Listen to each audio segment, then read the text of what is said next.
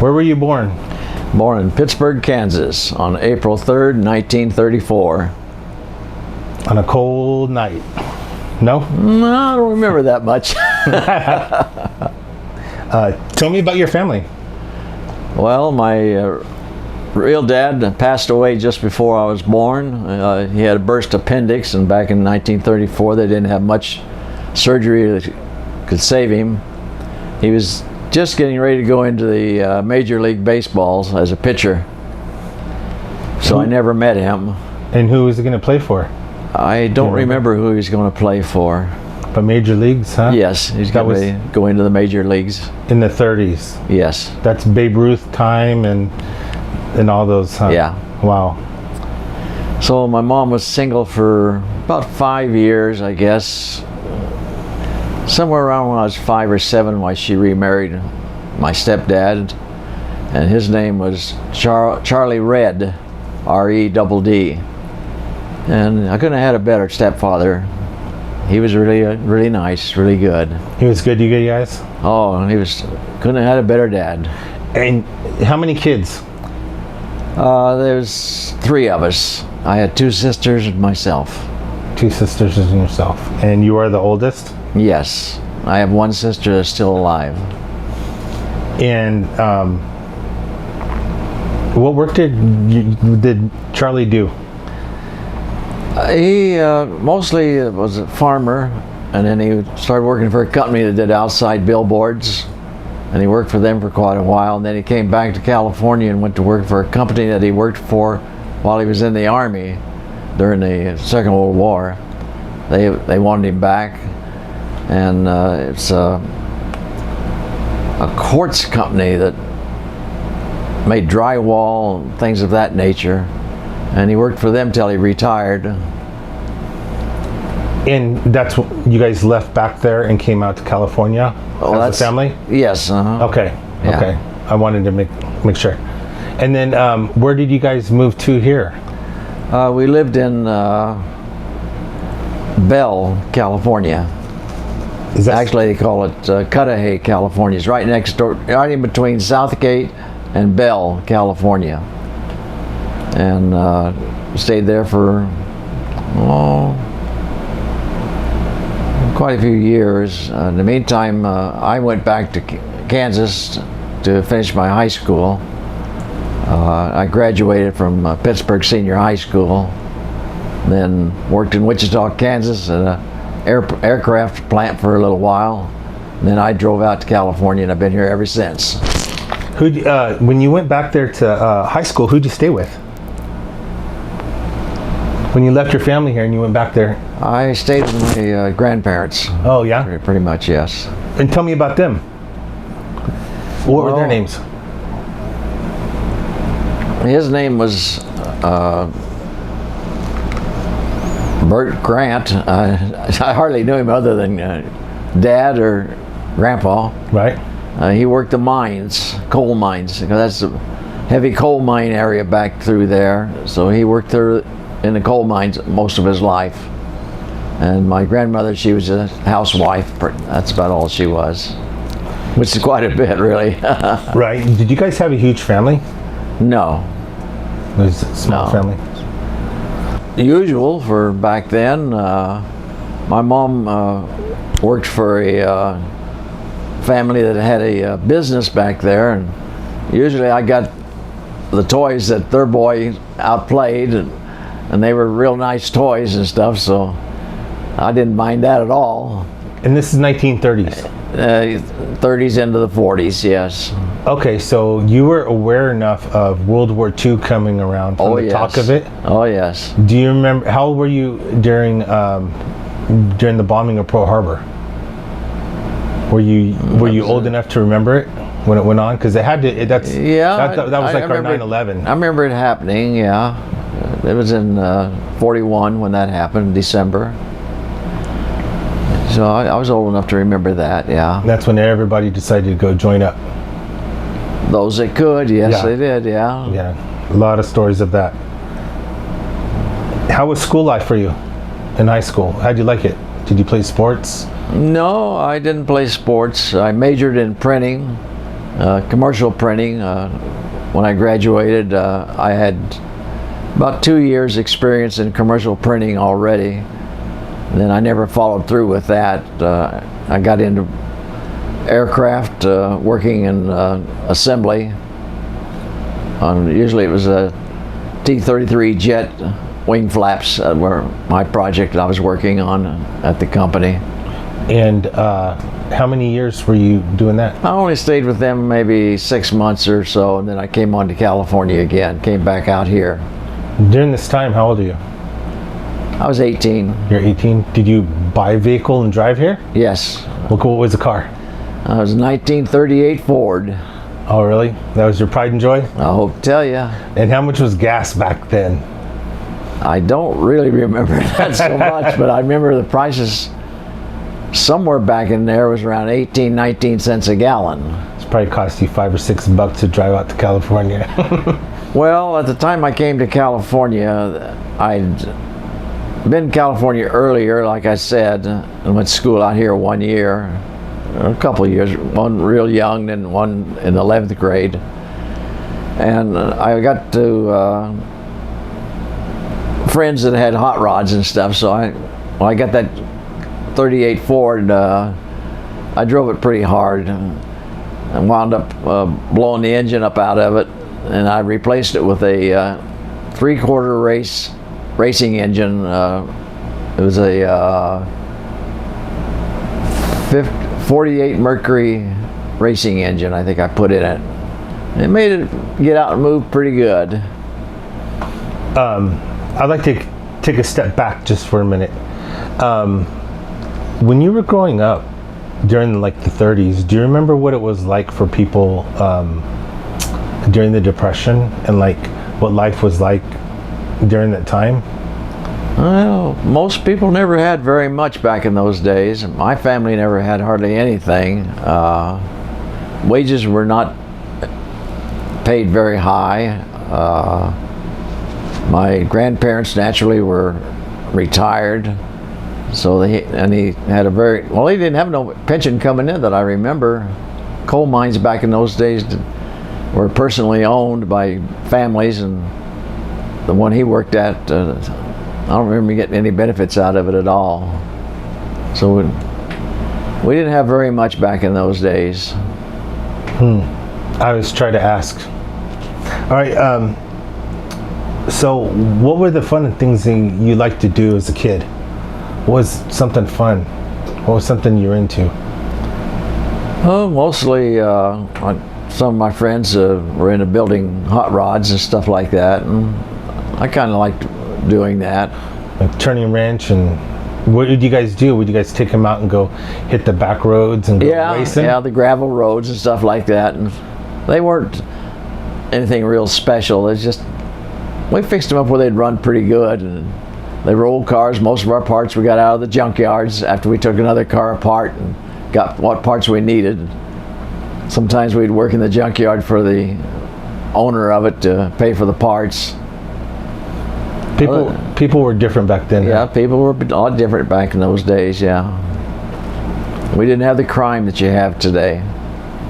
So moving forward, when you came back here to California and you started to, who did you come to work for whenever you came back here after high school and you drove here? Well, when I came out to California, I got a job working for Douglas Aircraft on sheet metal work.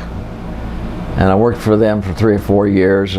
Then I went to work over to Consolidated Steel, working on hydraulics over there. And then I got into heavy steel construction. What year is this? That was in 53, 54. Then I was drafted into service. I got married in 56. And I was drafted in 56 as well into the Army. So I served my 2 years in the Army. Luckily, I didn't have to go into actual combat. I was with an experimental force, mostly here at Hunter Liggett and Camp Roberts in Fort Ord. Then as soon as I got out, I had 6 years reserve time to do. That was mandatory. and all of us in my outfit were pretty much draftees. So we all headed to the Air Force, the Navy, wherever we go. We didn't have to walk. I wound up in the Navy Reserve Flight Squadron. I was part of the flight crew as a radio operator. Before we get into that, during that time, why were you drafted in '56? Because that was the law. Oh, it was. So everybody that became of age got drafted into service between 18 and 26 years old. And you did 2 active, 6 reserve. I did 2 years active in the Army, and then I did about 3 years or so in the Navy Air as a part of the flight crew. What did you do in the Army? My MOS was infantry, light infantry, but I drove light armored and tested light armored. What is light armored? What, like a half track with the 50 cal? It's a full track vehicle. It's called armored personnel carriers today. Okay. They had mounted 50 calibers on them as standard equipment. They held a squad of people. They were meant mostly for behind the lines, but they wound up and using them directly on the lines in Vietnam, which they weren't intended for that at all. So the soldiers over in Vietnam would pack the insides full of sandbags because they weren't even bulletproof, to be honest with you. 30-06 would go through the sidewall. Yeah, this is the early version. Yes. Before the later, more armored versions. These were the very first full track. I remember seeing in and they were amphibious. Yeah, I remember seeing them in Ken Burns' the Vietnam, and you could see that they looked very dated in the beginning of the war, and it wasn't until the middle end of the war where they had a more updated armored personnel carrier. Back door was in a large ramp. The entire ramp on the back would drop down, and you could actually everybody could just run inside it that way. And then you'd close up the back gate, and it had just a small door to go in and out then. But they sealed up real tight. How was the driving that thing? That was a lot of fun. Yeah. Being experimental troops with it, we were given the job of seeing what we could do to see how much damage they would take, or how much, shall we say, abuse they would take. So we had a lot of fun with driving them. We sank 1 or 2 in the lakes. We rolled 1 or 2 off the banks of narrow roads. That was, one of them was a fatal accident for a couple of the squad members. That wasn't very good. We couldn't drive over a bridge out there at Hunter Liggett because the bridges weren't made strong enough to hold the weight of the armored personnel carrier. So we'd have to go off and drive through the creek and come up the other side and get back on the road. They were a lot of fun. Enjoyed it. Yeah, I can see the smile on your face. Sounded like fun. Yeah. You got did you get in trouble for the ones that sunk?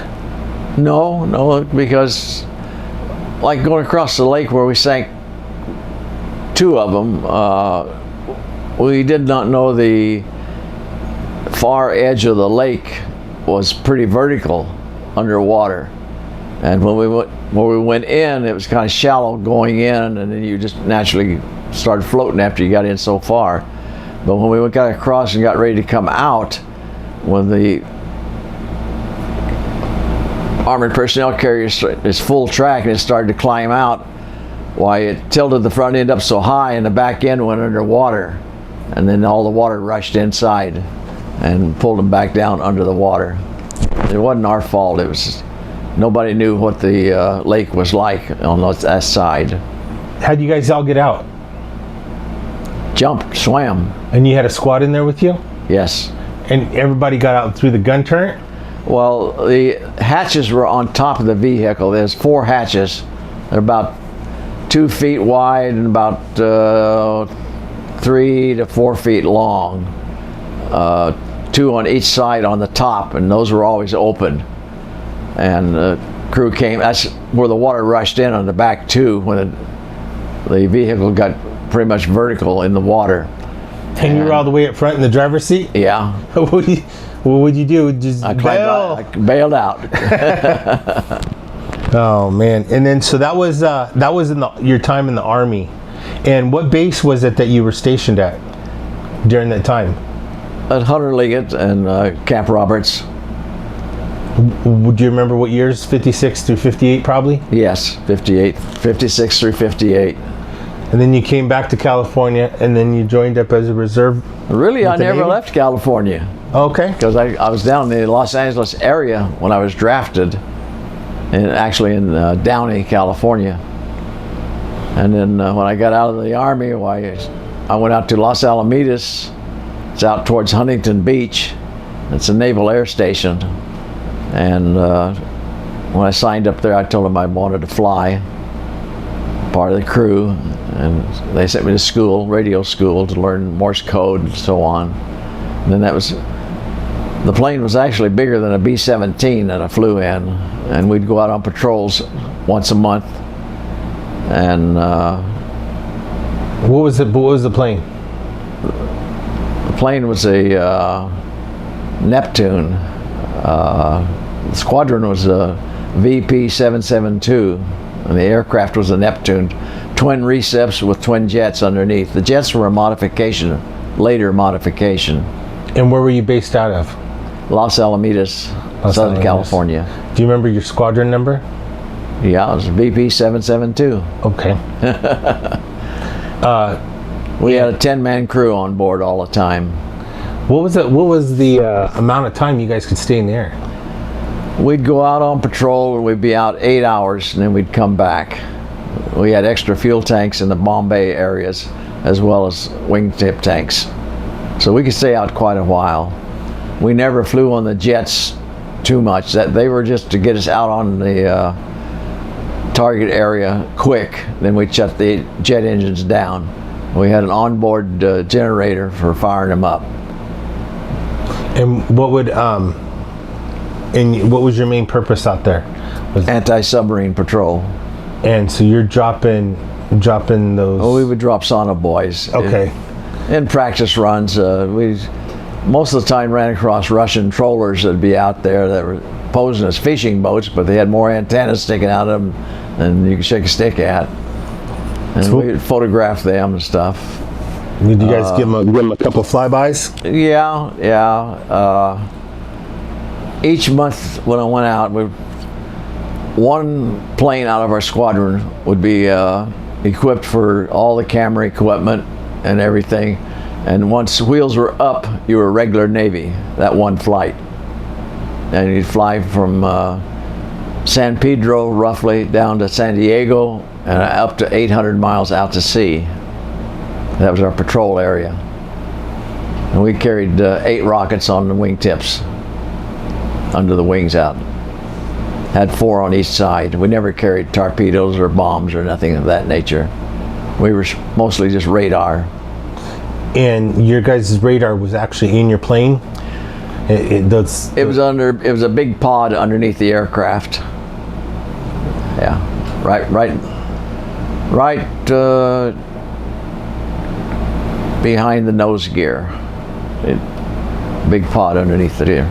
Then we had a large antenna out the back and another large antenna out the midsection underneath the aircraft. Did you find any subs?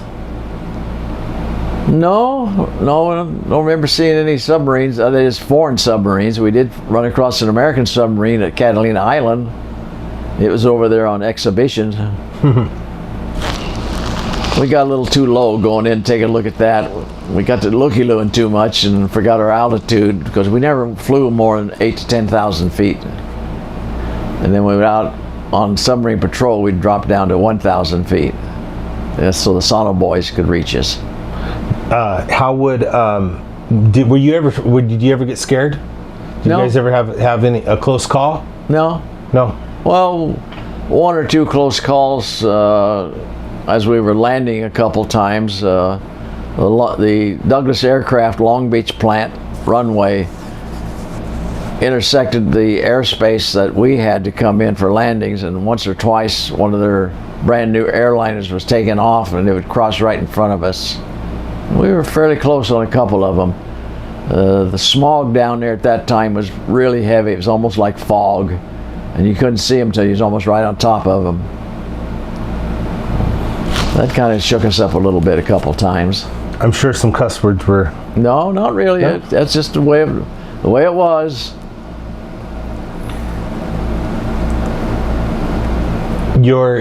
What did you do after the military? Oh.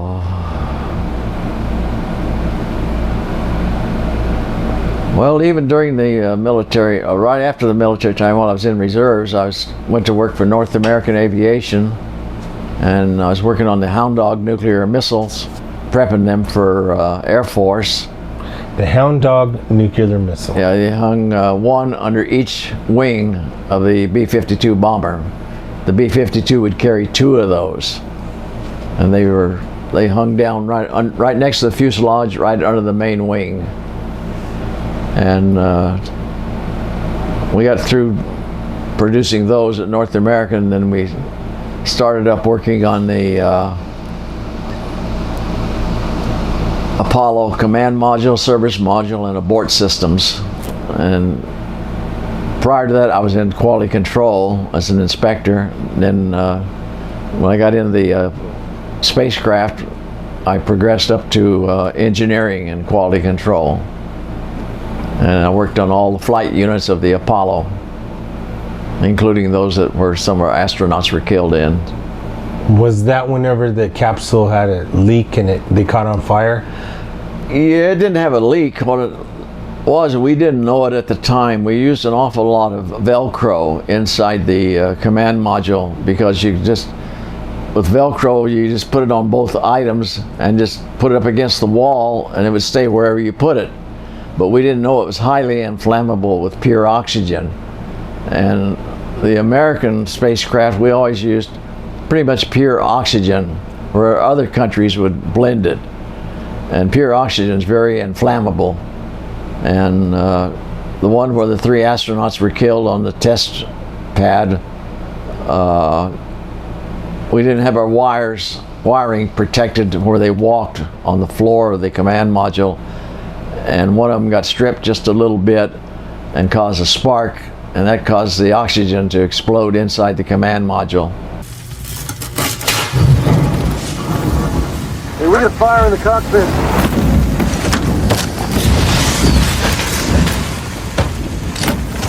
Hey, we got a bad fire!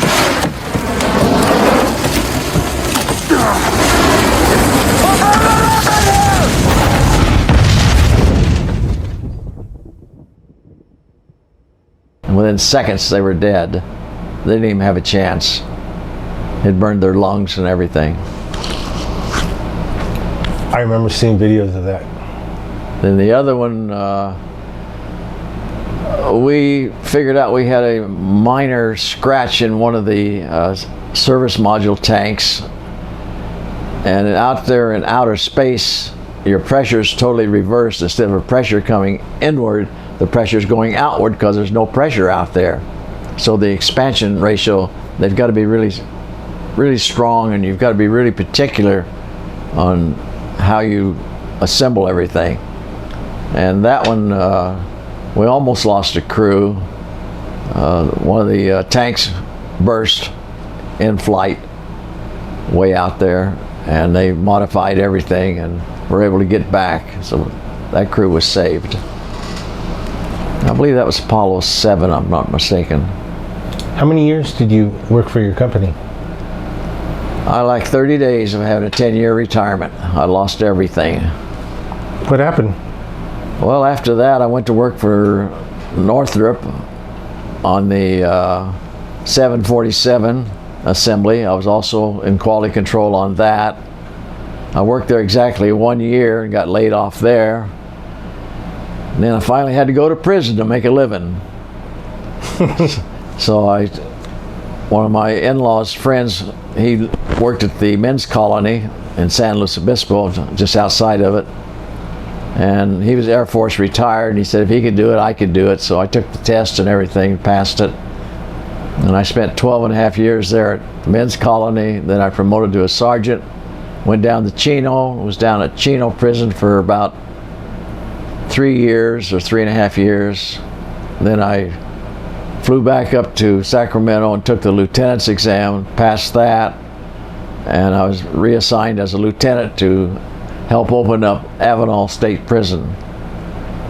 And I stayed there about 3 years or so.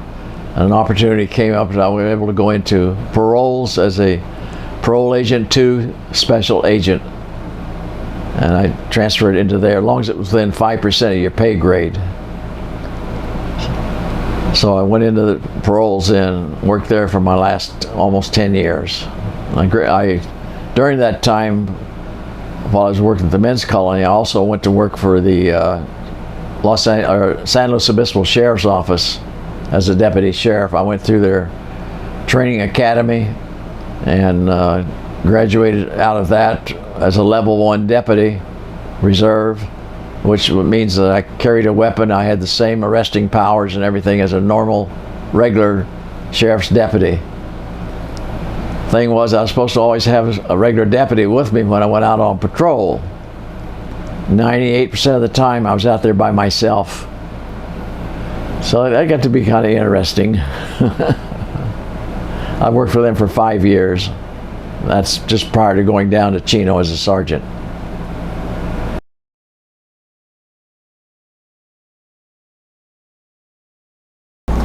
Tell me about Charlie Red. Well, he was my stepdad. My mom got married when I was about 5 or 7, somewhere back in there.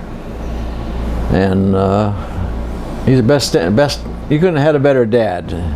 It's kind of like my second family now. I couldn't have had a better family. But during the Second World War, he was drafted into service. He didn't think they'd take him because he had feet flatter than a duck, and his age was getting to him a little bit, although he wasn't real old at that time. And they put him in the medical service. I believe the outfit was called the Timberwolf Division. It was a gray wolf on a green background. And came time they sent him over towards the European campaign. The whole outfit that he was with got wiped out. And luckily he was transferred out just prior to them shipping out overseas. And he worked at a military salvage yard, where I got to see those German V-1 rockets that they had that they bombed England with. Yes. They sputter and the buzz bombs. Buzz bombs, yeah. I got to see those up close because they brought several of them back into the United States, quite a few in fact, and right where he was stationed, that's where they'd come in at. So I got to actually see him in real life and stuff. It was interesting. What was the what happened to was that unit disbanded after it was wiped out, or did they refill the ranks? I think they rebuilt it back up again. I never did hear any more about it because my dad didn't belong to him no more. So he was on stateside. In fact, he was stationed in Southgate, California. That's how he wound up working for that quartz company. After he'd get off duty where he was in his service at, well, he'd go over there and he'd pull an 8-hour shift at the quartz company, where he went back to work at after he got out of service. Do you remember how life was during the Vietnam War? And how was the United States that you remember? I never got involved in too much of that. We had an awful lot of activists. It was disgraceful the way they acted, because a lot of the people that I knew over the years, some of them volunteered to go into service, some of them were drafted. But either way, they were over there in Vietnam. Some of them didn't come back, and some did, and they weren't all together when they first came back, and people didn't respect them at all. And that was a very degrading time of life, so to speak, in this country, as far as I'm concerned.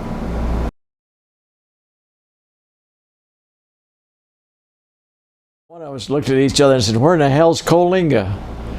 Not knowing I'd be living the rest of my life over here once I transferred up to Avenal as a lieutenant. That was a lieutenant for the Department of Corrections. So did you guys come over? No. What did you guys do? Just decide to heck with Coalinga and stay there? They sent some other people over. You dodged a bullet. Yep, dodged a big bullet on that one, yes. All right, there you go. But since living here, occasionally you'll get a decent shaker. It's very disappointing. I've only felt one or two since I've been here in the last 30 years. Good, we'll keep it that way. Tell me about meeting Mom. Do you remember whenever you first met her? Yes, I met your mom in about 1990 when I went down to Chino as a sergeant.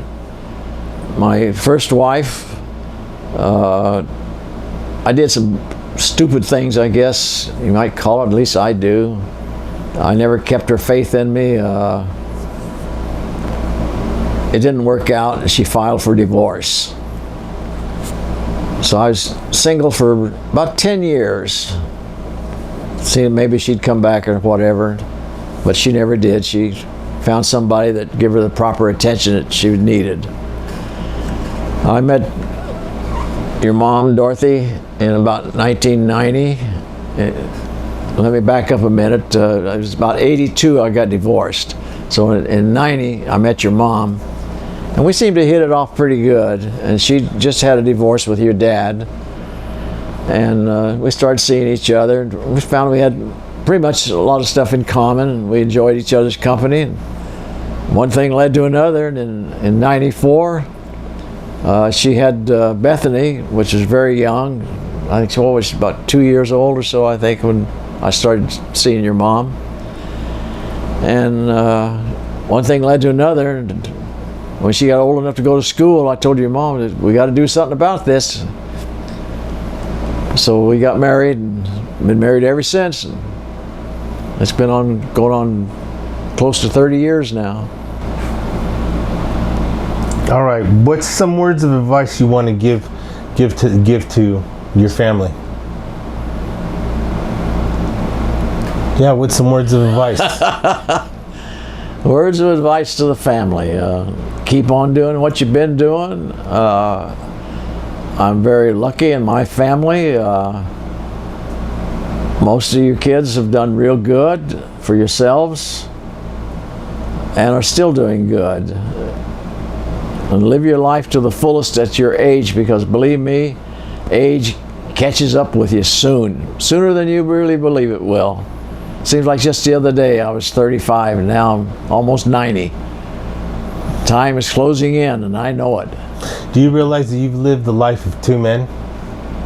At 90 years old, a lot of men, you've lived two lifetimes. Well, a long time. That's based on the 1700s and 1800s lifespan of a man who, back then in those days, most men did extremely hard labor and didn't have the benefits of medicine and the easier way of getting jobs done as we have today. Today we've got electronics and machinery and everything and medications that help prolong life. I wouldn't mind living until I'm 95 or even 100, but I don't have any idea that I'll really live that long. Once I'm not able to take care of myself, I don't even want to be around any longer and be a burden on nobody. That's not a way to live. But until then, look out.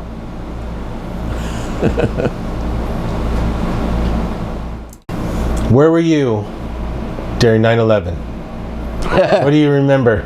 What's your 9/11 story? Everybody says they can pinpoint exactly what they were doing and what was going on. I can't remember a darn thing of whatever happened and where I was at 9/11.